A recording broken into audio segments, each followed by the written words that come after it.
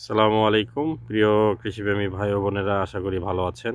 Agriculture info Bangla YouTube চ্যানেলের পক্ষ থেকে আপনাদের স্বাগত জানাচ্ছি। আমি আমাদের এক কৃষক ভাইয়ের মালচিং পেপারের চাষকৃত মরিচ ক্ষেত পরিদর্শন করেছি। আজকে হচ্ছে ডিসেম্বরের 26 তারিখ, প্রায়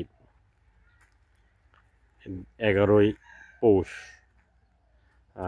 যদিও আকাশের পরিস্থিতি বা ওয়েদারটা আবহাওয়া বেশ অনুকূলে, তারপরেও এই সময়টা মরিচ চাষের উপযোগী কিনা এইটা নিয়ে আজকে একটু আলোচনা করব। আশা করি আপনার আলোচনাটা কাজে লাগবে। আপনারা যারা মালচিংয়ে এই মরিচ চাষাবাদ করতে চান বা করেছেন, বা এই উদ্যোক্তা হতে চান, দেখেন আমার কৃষক যে ভাই, সে কিন্তু যে পরামর্শে হোক না কেন, বিগত 20-25 দিন হলো সে চারা লাগিয়েছে। তিনি জাতটা স্পেসিফিকভাবে বলতে পারেননি আমাদেরকে, আমরা ধরে নিলাম এটি একটা উচ্চ ফলনশীল মরিচ জাত। কিন্তু দেখেন, মালচিং পেপারটা তিনি হয়তো খুব পরিপাটি করে বিছিয়েছেন তা বলবো না, আরও সুন্দর করে পরিপাটি করে বিছানো যেত হয়তো। আর মরিচগুলো এখন পর্যন্ত টিকে আছে সুন্দরভাবেই, কিন্তু মরিচের যে বৃদ্ধি, দৈহিক বৃদ্ধি, এটি কিন্তু হয় নাই বললেই চলে। কিছু কিছু গাছ বেশ ভালো আছে, এই গাছটা মোটামুটি ভালোই বলা চলে। আর বাকি গাছগুলোর বৃদ্ধি কিন্তু অলমোস্ট থেমে আছে বলে মনে হচ্ছে। আমরা কৃষক ভাইয়ের সাথে কথা বলেছি, তিনি তার প্রয়োজনীয় বালাইনাশক, ছত্রাকনাশক স্প্রে করেছেন।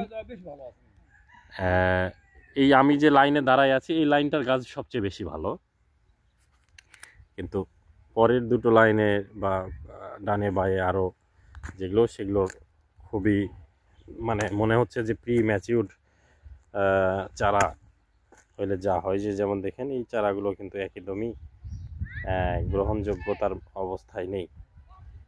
তো আমি যতটুকু জানি বা আলোচনা করে যেটা বুঝলাম, যারা আগাম মরিচ চাষ করতে চান তারা অবশ্যই জানুয়ারি মাসটাকে, আপনারা জানেন জানুয়ারি মাসটা ডিসেম্বরের শেষ এবং জানুয়ারি মাসটা হচ্ছে বাংলাদেশের সবচেয়ে শীতলতম মাস। এই সময় আসলে মরিচের চারা কতটুকু গ্রো করতে পারবে আমার জানা নেই। এবং দেখেন এই চারাগুলো কিন্তু একদমই বাড়ে নাই। সুতরাং কৃষক ভাইরা, আপনারা যে কোনো প্রজেক্ট করার আগে অবশ্যই কৃষি বিভাগের সাথে আলোচনা করে তাদের পরামর্শে করলে আপনাদের এই ভুলগুলো হওয়ার সম্ভাবনা কম থাকে।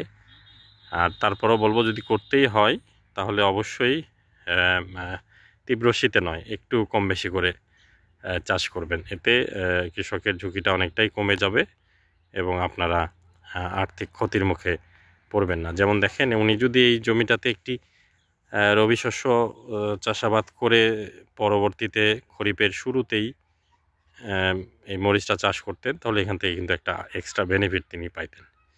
তা আশা করি এই টেকনিক্যাল এই বিষয়গুলো আপনারা বুঝবেন এবং আর্থিক ক্ষতি থেকে নিজেকে রক্ষা করবেন, তাহলে কৃষি অবশ্যই লাভজনক কৃষিতে পরিণত হবে। সকলকে ধন্যবাদ।